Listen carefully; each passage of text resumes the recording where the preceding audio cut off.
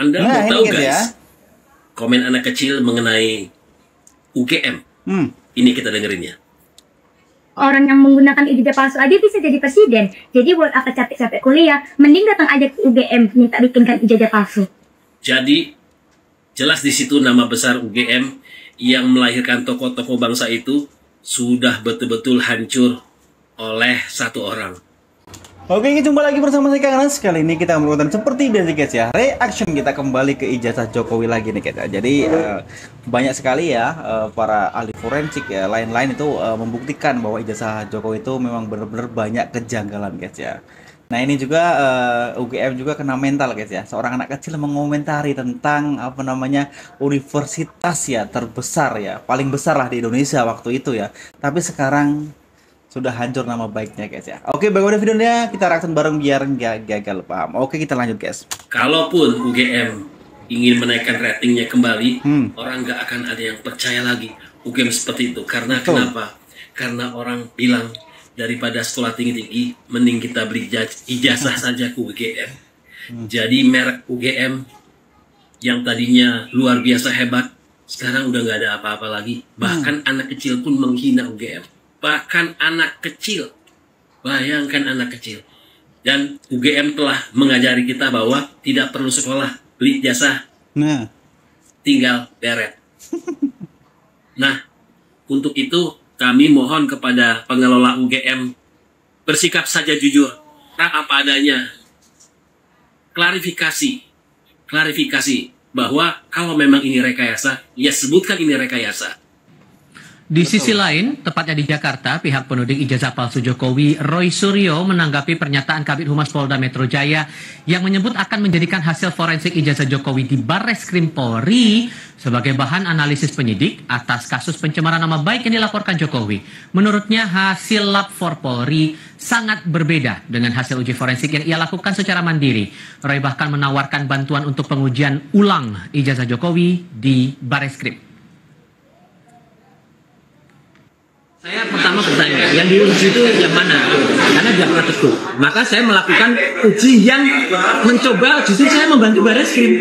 Membantu untuk apa? Untuk biar masyarakat mengerti yang namanya uji ikut itu yang apa. Jadi saya membuat pembandingan ijazah 1120 milik Jokowi, yang disebut milik Jokowi, itu dengan ijazah 1115 milik Wonogiri, ijazah 1116 milik Almarhum Hadi Mulyono, dan ijazah 1117 milik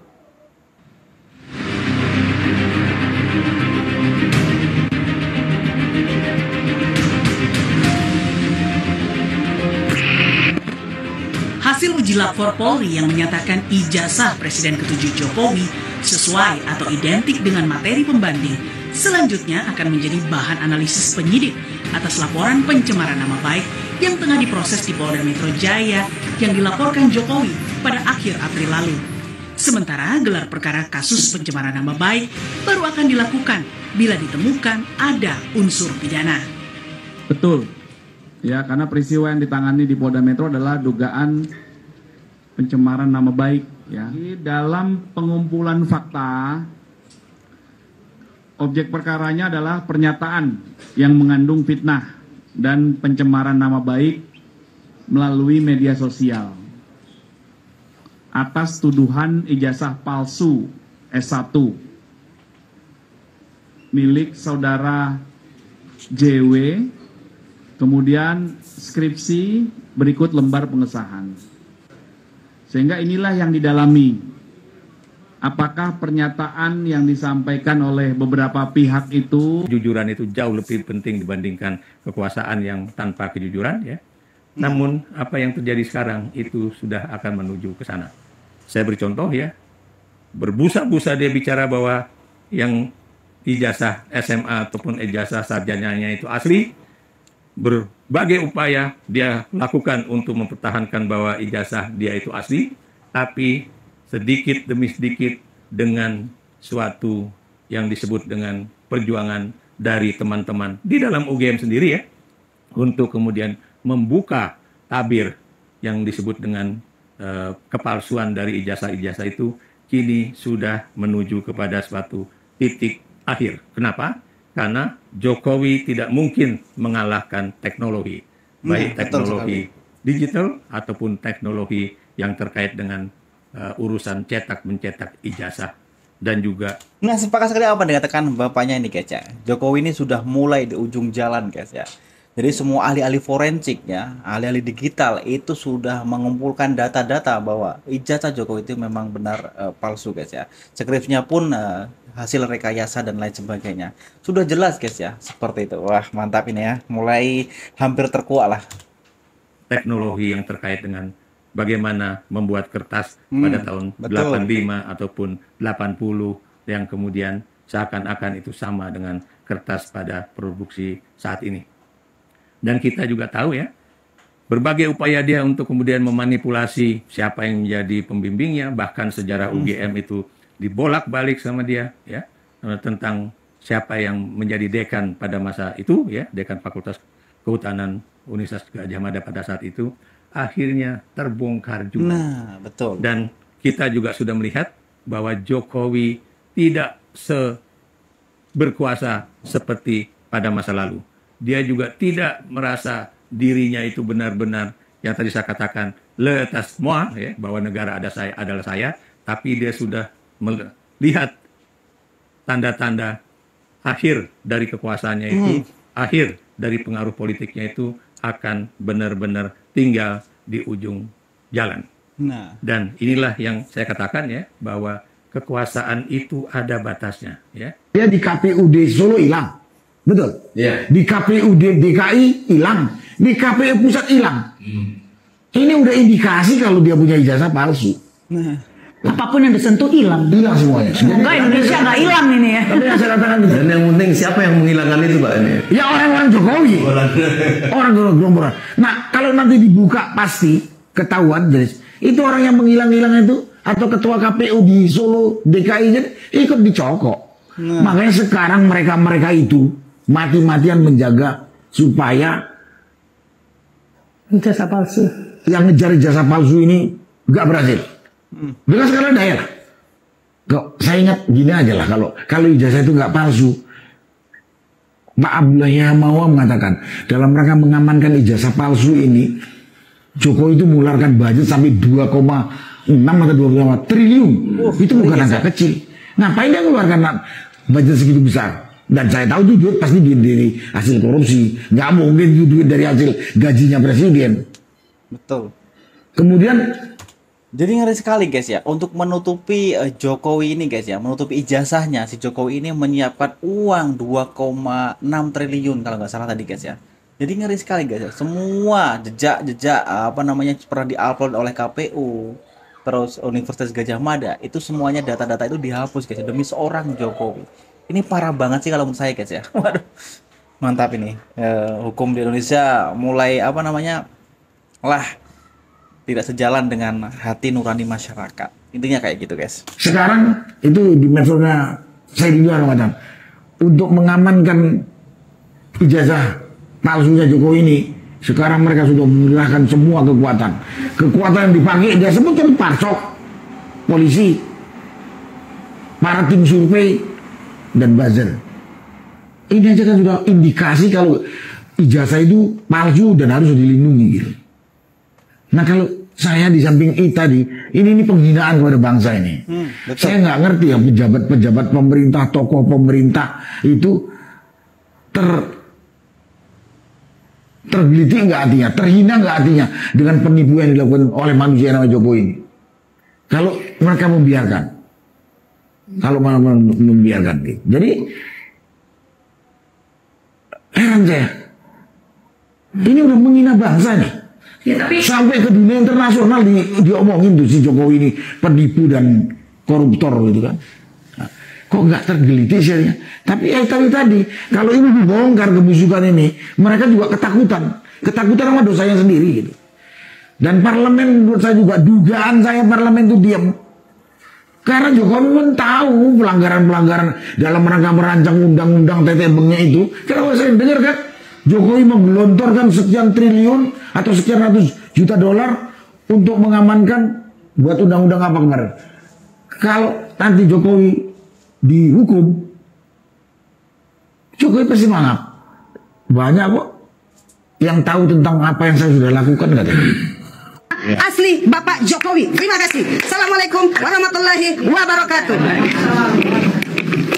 Gini pegang. Bismillahirrahmanirrahim. Assalamualaikum warahmatullahi wabarakatuh. Saya bagian dari tim TPUA. Nama saya Ibu Wati Salam, Ketum Aspirasi. Semua yang hadir di sini, wabil khusus TPUA adalah dalam rangka membela universitas yang sangat terkenal sejak dahulu kala, UGM, sejak tahun 49, universitas yang kredibel, universitas yang mendunia, universitas yang menjadi dambaan bagi seluruh orang tua, di mana anak-anaknya dari SD SMP dididik SMA untuk masuk menjadi mahasiswa UGM. Bisa bayangkan, UGM itu adalah universitas yang besar, dan kita semua kemari itu percaya bahwa UGM betul-betul universitas yang bisa dibanggakan. Karena itu kita meminta kepada UGM untuk bisa menunjukkan atau menepis gosip yang bertahun-tahun sebetulnya ada. Bayangkan oleh bapak-bapak ibu sekalian, wali kota Solo, kalau tidak salah Pak Jokowi Dr. Andes, betul nggak? Nah, naik jadi presiden, jadi insinyur. Nah, insinyurnya katanya keluaran UGM. Apakah tidak ada pertanyaan dari bapak-bapak yang terhormat nih, Pak Profesor di UGM, bagaimana bisa itu terjadi? Kapan itu dia bisa menjadi insinyurnya? Nah, saya lihat di sini Pak Profesor, punten maaf Pak. Kenapa kita tidak bisa? Kita cuma minta bagaimana evidensi dari kelulusan Pak Jokowi. Apakah itu bikin skripsinya? Apakah itu bayar kuliahnya kapan? Apakah itu kenaikan tingkat 1, 2, 3? Itu kan ada semua Pak di UGM ini. Tolong Universitas UGM melalui Pak Profesor yang terhormat yang ada bersama-sama kita ini, apa susahnya UGM itu tadi seperti semua orang tahu bahwa universitas yang kredibel, yang tentu secara administrasi dan arsip sangat bisa dipercaya. Nah itu guys ya, benar sekali apa dikatakan ibunya tadi ya. Jadi waktu dulu banyak sekali orang tua ya untuk menguliahkan anaknya di UGM. Jadi dari SD, SMP, SMA sudah dididik bagaimana caranya bisa masuk ke Universitas Gadjah Mada ini.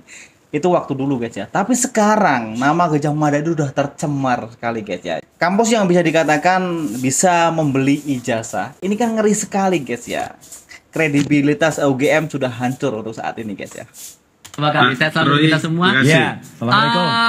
Mas Roy, gini, Polda menegaskan bahwa hasil lapor dari Bareskrim kemarin itu akan dijadikan dasar pertimbangan untuk proses penyelidikan kasus Anda yang dilaporkan oleh Pak Jokowi. Sementara posisi Anda menolak hasil lapor itu. Gimana posisi Anda sekarang kalau membaca posisi saja sedemikian? Artinya begini, tolong semua itu sesuai dengan aturan dan regulasi baik-baik ya. Sesuai dengan KUHP ya, tentang kitab undang-undang untuk acara pidana, dan juga tentang Perkap, peraturan Kapolri. Yang ada di Bareskrim kemarin itu baru dalam tahap pendumas ya. Kemudian kalaupun sudah berlanjut, itu baru tahap penyelidikan. Kalau penyelidikan, ya berarti nanti kalau dia mau digunakan di dalam Polda Metro Jaya, ya harus diulang dari awal semuanya. Nggak bisa dipakai begitu saja. Meskipun sama-sama instansinya, nggak bisa, apalagi dari sisi prosesnya itu harus diulang sesuai dengan Perkap, peraturan Kapolri. Kedua adalah hasilnya kita pertanyakan karena tidak transparan. Saya kemarin sudah menunjukkan dan kita buka ke publik bahwa ijazah 1120 yang tadi statement saya milik Jokowi itu tidak identik. Intervensi itu kalau kami tetap mendasarkan pada pasal 279 RPK sampai dengan pasal 281 yang ada 3 alasan utama. 1, seseorang mengajukan intervensi itu punya hubungan hukum dengan para pihak, punya hubungan hukum. Kemudian yang kedua, dia ingin mempertahankan hak gitu. Jadi orang intervensi itu ingin mempertahankan hak. Misalkan Bang tidak terlibat dalam perkara tapi tanahnya dilelang, maka bank akan intervensi karena punya keterkaitan. Yang ketiga, dia kalau tidak intervensi dia dirugikan. Nah, kalau kita melihat 3 alasan tadi, 1 keterkaitan hukum, yang kedua alasan untuk menegakkan satu hak, dan yang ketiga dirugikan, itu tidak ada ya. Nah, dan terbukti mereka tidak menyebut itu, padahal itu kunci utama di pasal 279 sampai 281 itu tentang 3 hal itu. Oleh karenanya saya lebih mengatakan ini mereka main seksi-seksian. Perkara ini kan seksi, siapapun yang terlibat akan diliput media.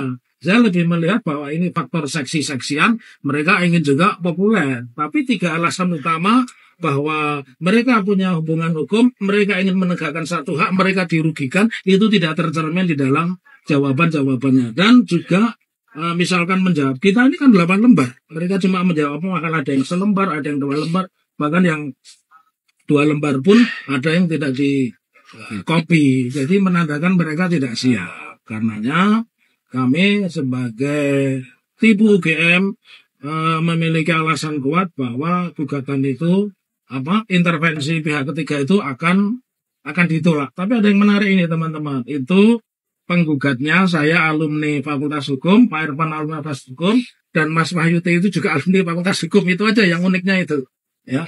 Jadi sama-sama alumni Fakultas Hukum beradu di argumen. Tapi alasan kami ya 3 hal tadi. Jadi kami optimis karena tidak punya hubungan hukum, tidak punya hak yang dipertahankan dan tidak ada unsur kerugian, ya tentu itu wajib ditolak. Karena kalau itu diterima, nanti setiap perkara tidak akan sampai inkrah. Saya ingin tunjukkan bahwa dulu kasus saya tidak berbeda dengan kasus yang sekarang. Yang mana? Yang sekarang ini yang terjadi banyak sekali kasus. Kasus Gus Nur, kasus siapa lagi? Gus Nur, siapa lagi? Bambang Tri. Kemudian kasus sekarang Roy Suryo, semuanya itu akan dibikin sama dengan saya karena mereka sudah berpengalaman melakukan kriminalisasi terhadap saya. Jadi itu sama, kita tuh sama semua. Sama juga saya itu nggak bersalah dulu, sekarang nggak bersalah sekarang gitu loh Mas Reza. Roy Suryo, kemudian Rismon Sianipar, lalu kemudian Dr. Tifa dan segala macam. Mirip sekali dengan kasus saya dulu. Dan saya yakin mereka akan diperlakukan sama dengan kasus saya karena sudah berpengalaman. Sayalah orang yang pertama kali dikriminalisasi di era Jokowi. Tahun 2016. Orang pertama? Kalau nggak salah seingat saya. Seingat saya itu. Nah, karena Jokowi berhasil menggunakan cara mempermainkan hukum segala macam, dia sangat yakin juga kemudian kasus-kasus berikutnya. Nah, kalau dia sudah bisa berhasil 10 tahun, apa kekhawatirannya dia tidak akan berhasil sekarang untuk memperlakukan? Nah, ini ngeri sekali guys ya. Jadi bapaknya ini guys ya memberi kesaksian bahwa dia itu pernah dikriminalisasi oleh kepemimpinan Jokowi sejak tahun 2016 tadi kalau nggak salah dia ngomong guys ya. Nah, untuk setelah itu kasus Bambang Tri, Gus Nur ya. Setelah ini nanti akan tiba saatnya Roy Suryo, Rismon Sianipar, Dr. Tifa dan lain-lain. Ini sama guys ya, perlakuannya sama karena mereka ya di pihak Barreskrim dan lain sebagainya itu udah berpengalaman mengenangani kasus seperti ini guys ya. Ini pertama kali bapaknya nih guys ya untuk didiskriminalisasi Jokowi guys ya. Waduh, ini ngeri sekali Jokowi guys ya. Demi melancarkan tujuannya, dia menumbalkan rakyatnya. Ngeri ini guys. Kawan-kawan nih Roy Suryo, Dr. Tifa dan Rismon. Justru saya sebaliknya berpikir. Sekarang kan bukan Jokowi. Sekarang eranya Prabowo. Tetapi kan polisi masih di dia. Nah, betul. Si Lisio Sigit itu orang yang diangkat oleh Jokowi. Dia adalah diangkat oleh Jokowi. Mas Buni tidak percaya pada sama sekali nggak percaya ketangguhan kepemimpinan seorang Prabowo Subianto? Sekarang itu matahari kembar itu masih ada 2. Masih ada Jokowi sama Prabowo. Nah, sekarang itu bagian-bagian yang dikuasai oleh Prabowo itu berjalan seperti yang kita harapkan. Tetapi bagian-bagian yang dikuasai Jokowi termasuk kepolisian seperti begini kasusnya. Dr. Tifa Usia Tiasuma. Baik, bismillahirrahmanirrahim. Assalamualaikum warahmatullahi wabarakatuh. Jadi update dari peristiwa kriminalisasi yang kami lakukan, yang terjadi pada kami, ya, terjadi pada kami bertiga ditambah dengan Bapak Rizal Fadilah, kemudian sesama ibu juga, Ibu Kurnia Tri Rayani, yang kami sudah alami, ya. Kami perlu sampaikan bahwa kriminalisasi tersebut berlangsung betul-betul di luar kemanusiaan. Jadi Ibu Kurnia Triryani terutama, beliau dalam keadaan sakit berat, tetapi masih dipaksa bahkan sampai tengah malam untuk dilakukan pemeriksaan. Padahal itu masih dalam kerangka klarifikasi. Demikian juga dengan saya dan teman-teman semuanya. Dan itu sungguh sangat berbeda, terjadi diskriminasi di mana kami diperiksa belasan jam, tetapi seorang terlapor sesama warga negara Indonesia yang dilaporkan di Barreskrim hanya diperiksa selama 50 menit bahkan 1 jam kurang. Itu betul-betul melanggar hak asasi manusia.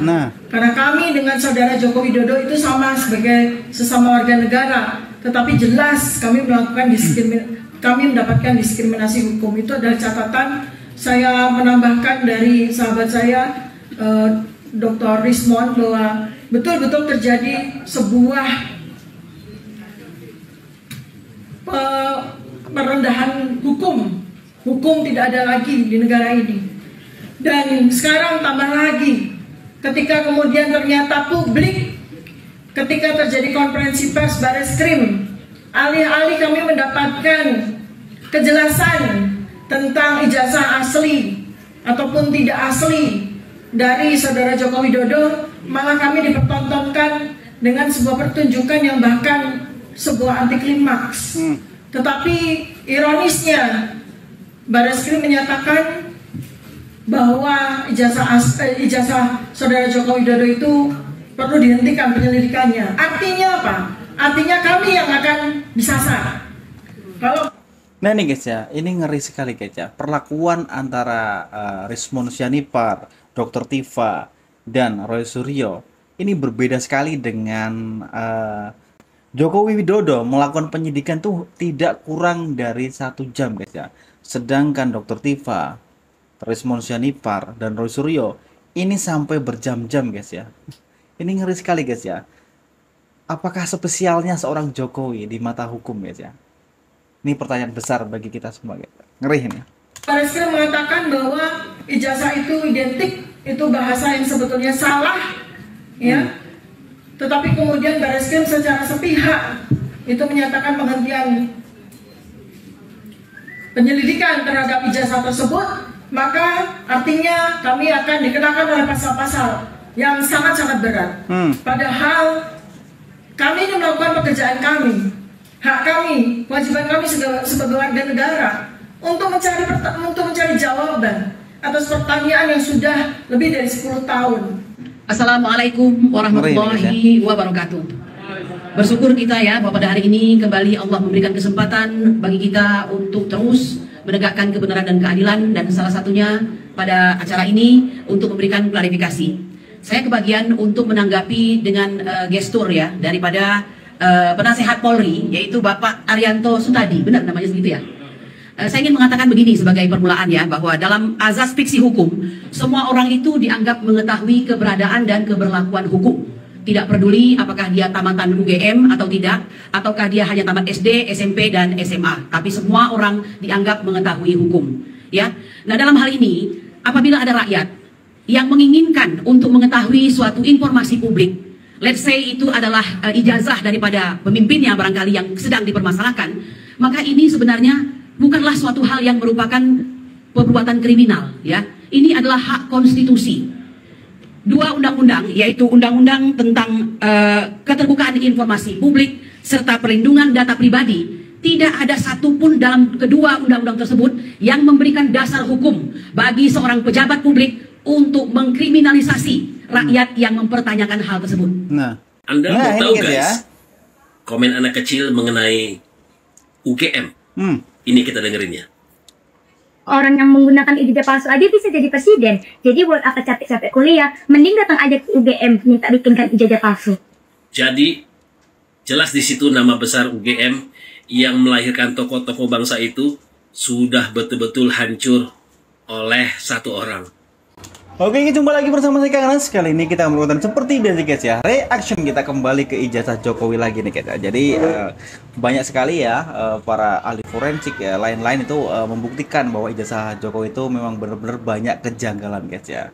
Nah ini juga UGM juga kena mental guys ya. Seorang anak kecil mengomentari tentang apa namanya universitas ya terbesar ya, paling besar lah di Indonesia waktu itu ya.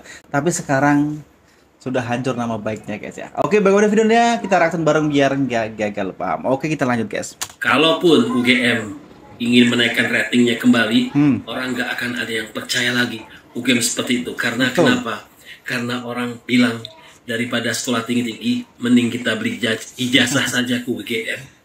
Jadi merek UGM yang tadinya luar biasa hebat, sekarang udah nggak ada apa-apa lagi. Bahkan anak kecil pun menghina UGM. Bahkan anak kecil, bayangkan anak kecil. Dan UGM telah mengajari kita bahwa tidak perlu sekolah, beli jasa, tinggal deret. Nah, untuk itu kami mohon kepada pengelola UGM bersikap saja jujur, apa adanya. Klarifikasi bahwa kalau memang ini rekayasa, ya sebutkan ini rekayasa. Di sisi lain, tepatnya di Jakarta, pihak penuding ijazah palsu Jokowi, Roy Suryo, menanggapi pernyataan Kabid Humas Polda Metro Jaya yang menyebut akan menjadikan hasil forensik ijazah Jokowi di Barreskrim Polri sebagai bahan analisis penyidik atas kasus pencemaran nama baik yang dilaporkan Jokowi. Menurutnya, hasil lab for Polri sangat berbeda dengan hasil uji forensik yang ia lakukan secara mandiri. Roy bahkan menawarkan bantuan untuk pengujian ulang ijazah Jokowi di Barreskrim. Saya pertama bertanya, yang diuji itu yang mana? Karena tidak pernah teguh. Maka saya melakukan uji yang mencoba, justru saya membantu Barreskrim. Membantu untuk apa? Untuk biar masyarakat mengerti yang namanya uji lingkup itu jenis apa. Jadi saya membuat pembandingan ijazah 1120 milik Jokowi, yang disebut milik Jokowi, itu dengan ijazah 1115 milik Yono Jiro, ijazah